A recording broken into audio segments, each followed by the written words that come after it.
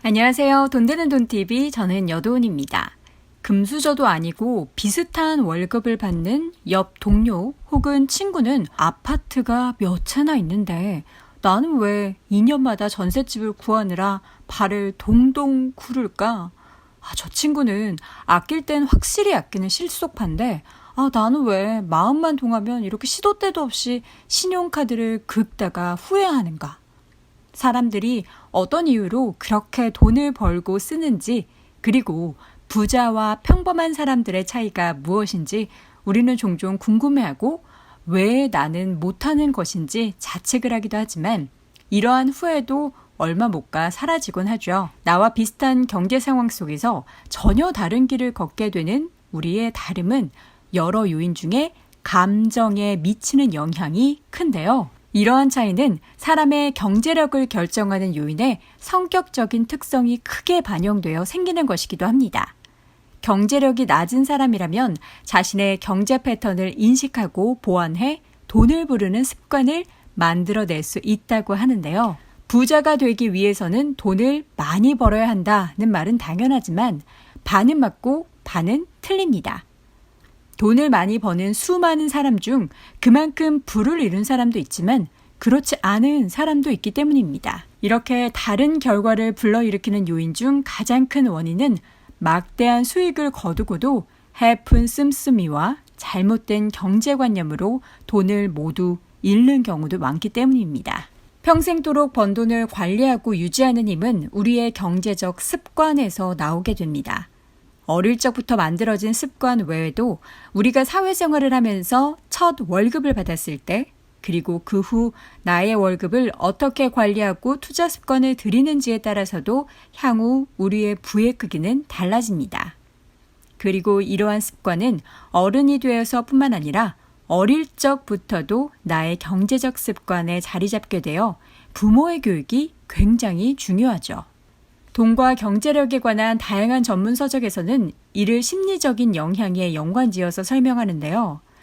돈과 관련된 생각과 행동은 과거에서 벗어나기 어렵다는 이야기를 하고 있죠. 우리가 어릴 적부터 배우고 습득한 부모의 양육 방식이 상당한 영향을 끼친다는 것입니다. 때문에 유년 시절 부모와의 관계가 매우 중요합니다. 어린아이는 부모의 행동을 모방하면서 자라기에 부모든 조부모든 그들이 돈에 대해 어떤 관념을 가졌는지 짚어봐야 합니다. 어릴 적부터 돈에 대해 부정적인 인식이 형성되어 있다면 돈을 벌고 축적하는 것과는 멀어질 수 있습니다. 예를 들어 부모가 돈과 관련해 싸우는 일을 자주 목격했다면 돈이 있으면 싸운다, 이런 무의식적인 신념이 형성돼 자기도 모르게 돈을 다 써버리는 소비 습관이 만들어질 수도 있습니다.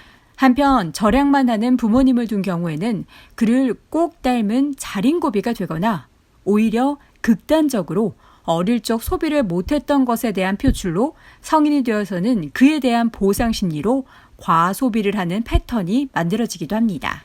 이러한 비합리적인 경제 행동은 우리가 각각이 가진 무의식의 핵심 감정에 따라 좌우되는데요. 억울함, 외로움, 두려움, 열등감, 경쟁심의 5가지 감정이 여기에 영향을 미친다고 합니다. 이러한 5가지 감정 중 유형별로 우열을 가리기는 어렵지만 지나치게 편중되어 있을 때는 가난을 부르는 패턴으로 작용할 수 있다라고 지적합니다. 감정 가운데 억울함이 큰 사람. 어릴 적 나는 이런 소비를 해보지 못했어. 그래서 억울해. 이러한 사람은 한 방에 돈을 써서 문제를 해결하려고 하는 질러형 패턴으로 돈을 낭비해 버리기도 합니다. 또 외로움이 큰 사람의 경우에는 그 외로움이라는 감정으로 인해 다른 사람들에게 휘둘려 돈을 잃게 되는 경우가 많은 팔랑귀형 패턴을 보이기도 합니다. 억울함과 외로움의 감정으로 경제 행동을 보이는 두 패턴에 해당하는 경우에는 정작 자신의 목표와 계획은 놓치게 되는 경우가 많습니다. 또 다른 감정인 두려움이 큰 사람의 경우에는 무언가를 결정할 때 부정적인 생각과 감정들로 좋은 기회 속에서도 늘 리스크를 따지게 됩니다. 모든 것에는 일장일단이 있지만 두려움이 큰 이의 경우에는 절대 손실을 보려 하지 않으려고 돈을 꼭 쥐고 있다가 결국 그 기회를 놓치고 나중에 후회하게 되는 완벽형 사고 패턴을 갖고 있습니다. 그렇다면 열등감이 큰 사람은 어떨까요? 다른 것보다 내가 가진 돈만이 자신을 지켜준다라고 생각하는 피해자형 패턴을 가지는데요. 돈과 연결되면 화를 참지 못하고 감사에 야박할 가능성이 있습니다. 때문에 돈을 많이 벌고 부를 축적하는 과정에서 열등감으로 인해 이를 그르치는 경우가 생기기도 합니다. 경쟁심이 큰 사람의 경우에는 과연 어떨까요? 누군가와의 경쟁 속에서 언제 어디서나 나 스스로가 그 지배력을 손에 쥐어야 존재감을 느끼게 되는 쟁취형 패턴을 가지는 이는 성취력이 과도하고 이기적인 경향이 있죠. 이들의 경우 소탐 대시라는 실수를 범할 수 있습니다. 5가지 감정 속에서 각 유형의 특징과 여러분 자신이 자주 느끼는 감정을 비교해 각각 유형을 확인해 볼 수 있는데요. 팔랑귀형, 외로움이 큰 사람의 경우에는 실증을 잘 내고 새로운 것을 좋아하며 인정해주는 사람이 있을 때 행복해합니다.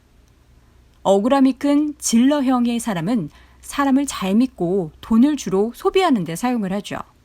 일단 저지르고 보는 성향도 있죠. 피해자형은 하고 싶은 게 너무 많고 일할 때 행복해하며 종종 무시를 받는다라는 감정을 느끼기도 합니다. 완벽형은 신중한 편이라 돌다리를 항상 두드려보고 돈이 있으면 저축하는 경향이 있습니다. 쟁취형은 지기 싫어하고 꼭 성공하기를 원하며 자신감이 있고 당당합니다. 그렇다면 부자 습관을 만들기 위해 우리가 가장 먼저 해야 하는 것은 무엇일까요? 우리가 모르는 사이에 우리에게 자리 잡은 이 비합리적인 사고의 전환입니다. 돈에 대한 잘못된 가치관과 인식을 버리고 새로운 사고를 형성하는 것인데요.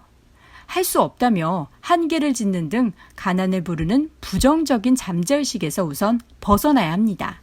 가난한 사람들은 원치 않는 것에 집중하고 장애물을 찾아보지만 부자들은 원하는 것에 집중해 늘 기회를 만들어낸다고 합니다. 가난한 사람들은 2가지 중 하나를 선택하고 하나를 포기하기 위해 고민할 때 부자들은 둘 다 가질 수 있는 방식을 찾기 위해 질문하고 또 고민하죠. 2번째는 부정적인 감정의 전환입니다. 가난한 사람들은 다른 사람의 성공을 적대시하거나 경멸, 분노하는 특징을 보이는데요. 부자를 향해 지속적으로 부정적인 감정을 느낀다면 부자가 되기는 어렵습니다. 내면에 좌절을 주는 핵심 감정을 처리하지 못해 가난한 경제 선택을 하지 않도록 조절하는 것이 중요합니다. 책 머니 패턴에서는 이러한 부정적인 감정이 올라올 땐 건강한 감정에 옷을 입었다라고 가정을 하고 선언하며 견디면서 돈 때문에 흔들리지 않는 훈련이 필요하다고 말합니다. 건강한 사고와 감정 형성은 부자가 되는 행동 습관으로 이어지는데요. 소비나 절약, 투자 판단에서 분명한 목표와 그 지침을 정하고 실천할 수 있습니다.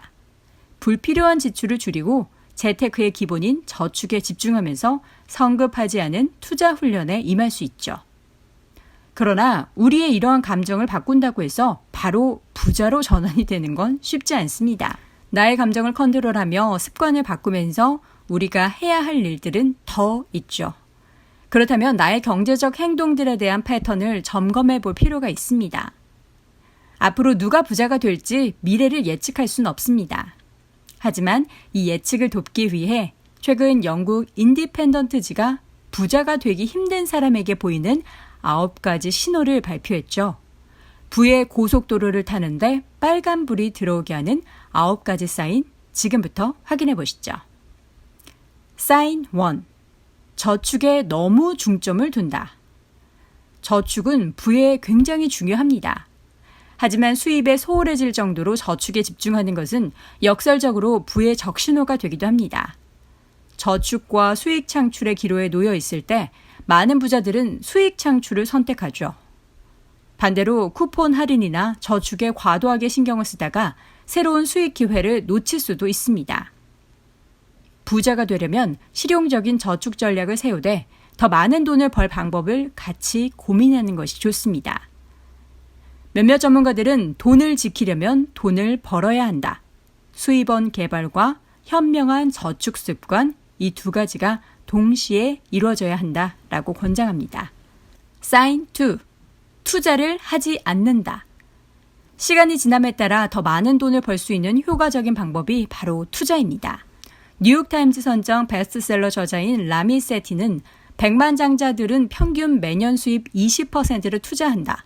그들의 부는 매년 측정되는 것이 아니라 시간이 지나면서 투자에 의해 측정되는 것이라고 말했습니다. 또 투자할 돈을 더 많이 떼어둘수록 좋다.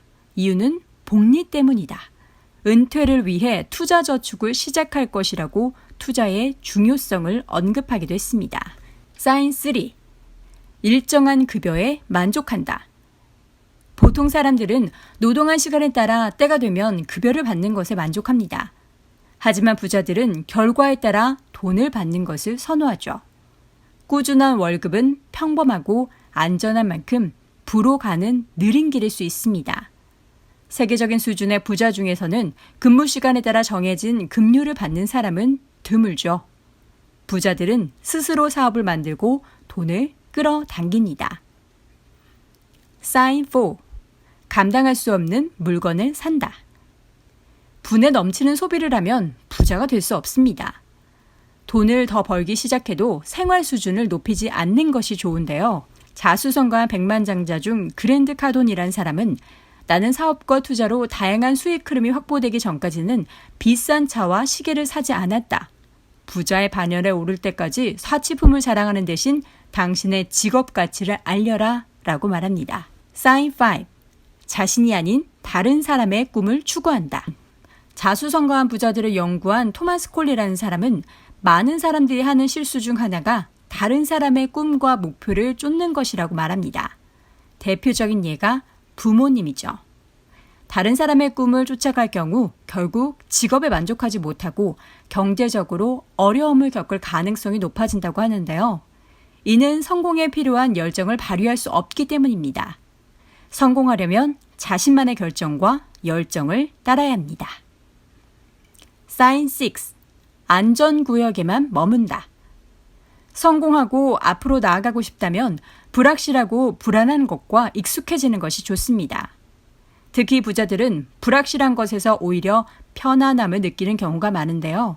그들은 부자가 되는 것이 쉬운 일이 아니라는 것을 인지하고 안락함은 이를 망칠 수 있다는 것을 깨닫고 불확실한 상황 속에서 성과를 올리며 편안함을 느끼는 법을 배웠기 때문입니다. Sign 7. 돈에 대한 목표가 없다. 자수성가한 백만장자 중 T 에코는 많은 사람들이 원하는 것을 얻지 못하는 이유는 그들이 원하는 것을 모르기 때문이라고 지적합니다. 부를 얻기로 결정했다면 정확한 목표와 비전을 갖고 재정 계획을 세워야 합니다. 집중력, 용기, 지식, 노력은 그 후에 필요합니다. 부자들은 그들이 어떤 부를 원하는지 정확히 알고 추진합니다. Sign 8. 일단 쓰고 남은 돈으로 저축한다. 자수성가한 백만장자 데이비드 바크라는 사람은 그에 져서 자동 백만장자에서 대부분의 사람들은 1달러라도 벌면 제일 먼저 아무한테나 쓴다라고 서술합니다. 여기서 아무한테나는 식당, 백화점이 될 수도 있고 통신비가 될 수도 있습니다. 부자가 되기 위해서는 돈이 들어오면 먼저 목표한 저축액을 저축한 뒤 남은 돈으로 소비하는 것이 좋습니다. 이런 방식으로 불필요한 소비를 줄이고 목표한 저축액을 달성할 수 있게 됩니다. Sign 9. 부자는 나와 상관없다고 생각한다. 부자가 아닌 사람들은 부자가 되는 것은 운 좋은 사람에게 떨어지는 특권이라고 생각하곤 하죠. 하지만 진실은 자본주의 아래에서는 누구나 부자가 될 수 있고 막대한 가치를 창출할 수 있다라는 겁니다. 부자들은 스스로를 높게 평가하고 기대치를 높입니다. 나라고 왜 억만장자가 될 수 없어? 라고 생각해 보세요. 누구나 부자가 되길 바라지만 아무나 부자가 되진 않죠.